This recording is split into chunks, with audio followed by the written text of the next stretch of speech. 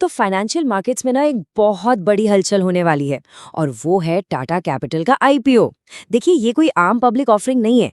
ये एक ऐसा इवेंट है जिस पर हर इन्वेस्टर की, छोटे बड़े सबकी नजर टिकी हुई है। तो चलिए आज इसी का पूरा विश्लेषण करते हैं एकदम गहराई से। अच्छा, सबसे पहले जरा इस नंबर पर गौर कीजिए। 15,511 करोड़ रुपए। जी हाँ, 15,511 करोड़ रुपए। ये है इस आईपीओ का साइज। मतलब ये आंकड़ा ही अपने आप में बता देता है कि हम किसी छोटी मोटी चीज की बात नहीं कर रहे हैं। ये बहुत बड़ा है। और सच तो ये है कि ये भारत के इतिहास के सबसे बड़े आईपीओज में से एक होने वाला है। मतलब समझिए, ये सिर्फ टाटा कैपिटल के लिए बड़ी बात नहीं है, ये पूरे इंडियन मार्केट के लिए एक लैंडमार्क इवेंट, एक ऐतिहासिक घटना बनने जा रहा है।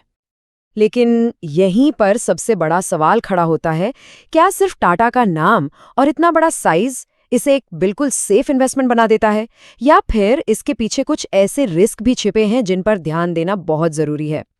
आज हम इन्हीं दोनों साइड्स को, मतलब सिक्के के दोनों पहलुओं को समझने की कोशिश करेंगे। तो चलिए शुरू करते हैं। सबसे पहले ना इस आईपीओ की कुछ बेसिक बातें समझ लेते हैं ताकि हम सब एक ही पेज पर आ जाएं।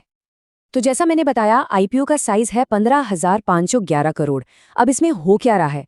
कुछ तो फ्रेश शेयर इशू हो रहे हैं और कुछ मौजूदा शेयर बेचे जा रहे हैं, जिसे हम ऑफर फॉर सेल कहते हैं। और कंपनी इस पैसे का करेगी क्या? इसका इस्तेमाल वो अपने कैपिटल को और मजबूत करने के लिए करेगी। मतलब सिंपल भाषा में, ताकि भविष्य में वो और ज्यादा लोन बांट सके। अब टाटा कैपिटल है क्या? ये एक एनबीएफसी है, मतलब नॉन बैंकिंग फाइनेंशियल कंपनी। अगर आसान शब्दों में कहूं तो ये वो कंपनियां होती हैं जो काम तो बैंकों जैसा ही करती हैं, मतलब लोन वगैरह देती हैं, लेकिन उनके पास प्रॉपर बैंकिंग लाइसेंस नहीं होता। और यकीन मानिए, ये हमारी इकोनॉमी के लिए बहुत बहुत जरूरी होती हैं। चलिए अब आते हैं बुल केस पर। मतलब वो सारी वजहें जो इस आईपीओ को एक बहुत ही आकर्षक मौका बनाती हैं। और इसकी कहानी की शुरुआत होती है जबरदस्त तूफानी ग्रोथ से। जरा ये चार्ट देखिए, ये बहुत दिलचस्प है। यहाँ हम देख सकते हैं कि ग्रोथ के मामले में टाटा कैपिटल ने अपने सबसे बड़े कॉम्पिटिटर्स को भी पीछे छोड़ दिया है। अब देखिए, बजाज फाइनेंस और चोलामंडलम जैसी बड़ी कंपनियां करीब 30-31% की दर से बढ़ी हैं।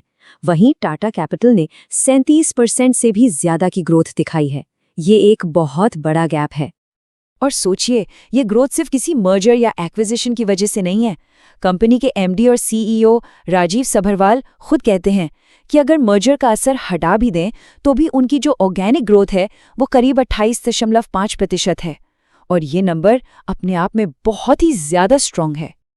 तो सवाल ये उठता है कि ये ग्रोथ आ कहाँ से रही है? इसके पीछे ना दो मेन इंजन है। पहला तो है जाहिर तौर पर टाटा का पावरफुल ब्रांड। इसका फायदा ये होता है कि ग्रुप की दूसरी कंपनियां जैसे टाटा मोटर्स या क्रोमा, उनके कस्टमर्स तक इनकी पहुंच बहुत आसान हो जाती है। और दूसरा इंजन है टेक्नोलॉजी।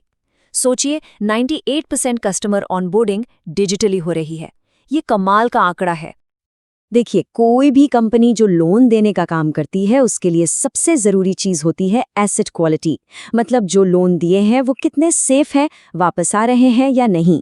और इस मामले में भी टाटा कैपिटल बहुत मजबूत दिखाई देता है। इनके नेट बैड लोन्स, यानी जो लोन खराब हो चुके हैं, वो सिर्फ 0.4% है। और तो और भविष्य में किसी भी झटके से बचने के लिए इन्होंने 74% की प्रोविजनिंग कर रखी है, जो अपने पीयर्स में सबसे ज्यादा है, एक मजबूत दीवार की तरह। लेकिन जैसा कि हर कहानी में होता है, ये जबरदस्त ग्रोथ कहानी का सिर्फ एक ही हिस्सा है, सिर्फ आधा सच। अब वक्त है सिक्के का दूसरा पहलू देखने का।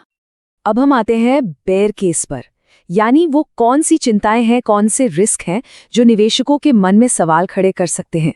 और इसका सीधा कलेक्शन है प्रॉफिटेबिलिटी से, यानी मुनाफे से। अब ये स्लाइड एक बिल्कुल ही अलग कहानी बयां कर रही है। याद है वो ग्रोथ वाला चार्ट जहां टाटा कैपिटल सबसे आगे था? यहां देखिए, मुनाफे की ग्रोथ में ये सिर्फ 6.6% पर है, जबकि इसका कॉम्पेटिटर चोलामंडलम 43% से भी ज्यादा की प्रॉफिट ग्रोथ दिखा रहा है।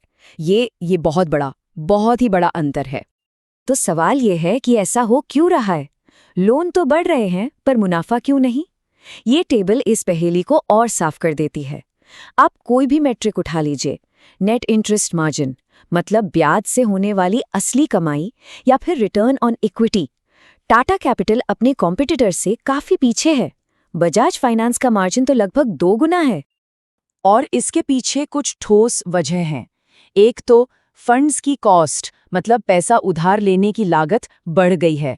दूसरा, टाटा मोटर्स फाइनेंस के साथ जो मर्जर हुआ उसकी वजह से कुछ समय के लिए बैड लोन्स का आंकड़ा थोड़ा बढ़ गया। और तीसरा, कंपनी ने ब्रांच नेटवर्क बढ़ाने में बहुत ज्यादा पैसा इन्वेस्ट किया है, जिसका रिटर्न दिखने में अभी थोड़ा वक्त लगेगा। तो अब हम इस पूरी कहानी के सबसे अहम मोड़ पर आ पहुंचे हैं, जहां हमें तराजू के दोनों पलड़ों को एक साथ रखकर तौलना होगा। तो देखिए, दुविधा बिल्कुल साफ है। एक तरफ है ग्रोथ की एक शानदार कहानी जिसे पावर मिल रही है टाटा ब्रांड और टेक्नोलॉजी से, और दूसरी तरफ है मुनाफे की एक पहेली जहां कंपनी अपने कॉम्पिटिटर्स से पिछड़ रही है, स्केल बनाम प्रॉफिटेबिलिटी। एक इन्वेस्टर के लिए फैसला इसी दुविधा को समझने पर टिका है। हाँ, एक बात है जो टाटा कैपिटल के पक्ष में जरूर जाती है, और वो है मार्केट का माहौल। पूरा का पूरा एनबीएफसी सेक्टर ही 18% से ज्यादा की दर से बढ़ रहा है। ये हमारे देश की नॉमिनल जीडीपी ग्रोथ से लगभग 2 गुना है। मतलब ग्रोथ के लिए हवा का रुख बिल्कुल सही दिशा में है। और आखिर में हम इसी एक बड़े सवाल पर आकर रुकते हैं, क्या टाटा का ये विशाल पैमाना, ये जबरदस्त ग्रोथ आखिरकार मार्केट लीडिंग प्रॉफिटेबिलिटी में बदल पाएगी?